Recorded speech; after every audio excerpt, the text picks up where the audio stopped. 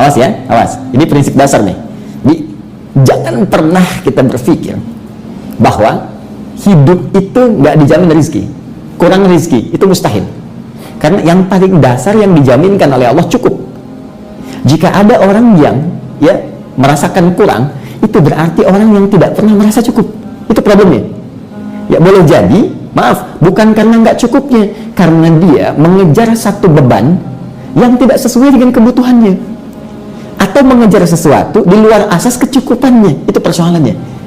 Ya kalau dia mau naik, nanti ada lagi tahapannya. Tapi Allah jamin sepanjang Anda gunakan pasti cukup. Kalau kamu ingin naik level dari ini, dari cukup naik level kedua, maka diberikan lagi secara indah oleh Al-Quran. Ini caranya.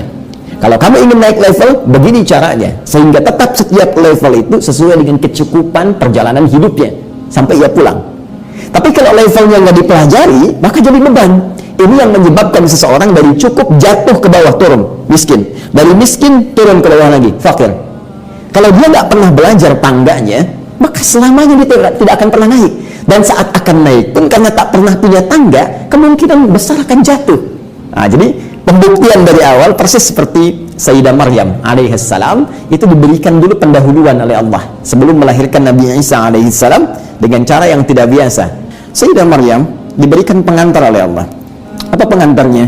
Dari mulai beliau tumbuh, berkembang, dirawat oleh pamannya Nabi Zakaria alaihissalam. Apa yang terjadi dengan beliau? Masya Allah, tiba-tiba setiap mau makan, makanan ada, kan? Setiap ada kebutuhan diantarkan semua oleh Nabi Zakaria. Baru dibuka pintunya mihrabnya, sudah ada semua yang dibutuhkan. Itu yang sering saya ulang-ulang kan di Quran surah ketiga, di ayat yang ke-37 itu. Kullama dakhala 'alaiha Zakaria al-mihrab, di ujung ayatnya, ya, wajada 'indaha rizqa. Setiap kali diantarkan oleh pamannya Nabi Zakaria, ada semua rezekinya, ada semua rezekinya. Ya, sampai membangun keyakinan, ada keyakinan di jiwa Maryam, ini Allah yang berikan. Yakin. Kalau sudah yakin dengan Allah, seyakin-yakinnya, tersambung dengan kuat, itulah nanti puncak keimanan yang paling dalam. Dengan semua itu muncul ketawakalan. Jadi udah nggak berpikir yang lain lagi, karena sudah merasa dibuktikan oleh Allah. Makanya ketika pamannya bertanya, ya Maryamu anna laki hadza, Maryam dari mana semua ini? Qalat, langsung dibuktikan lewat lisannya, huwa min indillah, ini semua dari Allah subhanahu wa ta'ala.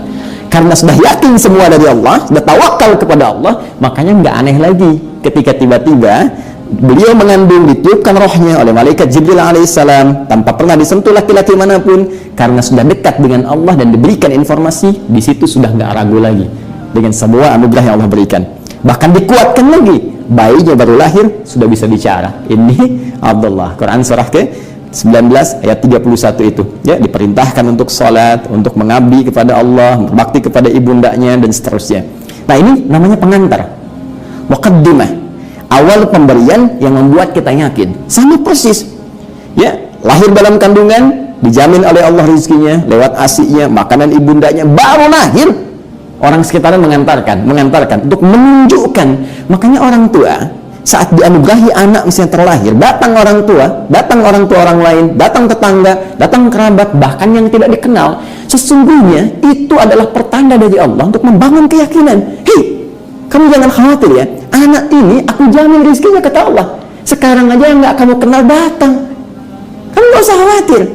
Asal kamu berikhtiar dengan cara yang benar, Allah tunjukkan jalan untuk mendapatkan kecukupan dalam kehidupan. Paham di sini? Ya. Jadi ini yang pertama mesti kita bangun. Jadi jangan khawatir, jangan pernah membangun persepsi di benak kita bahwa ini bisa miskin, bisa fakir. Tidak. Batas paling rendahnya cukup. Kemiskinan hanya terjadi bagi orang yang tidak pernah merasa cukup.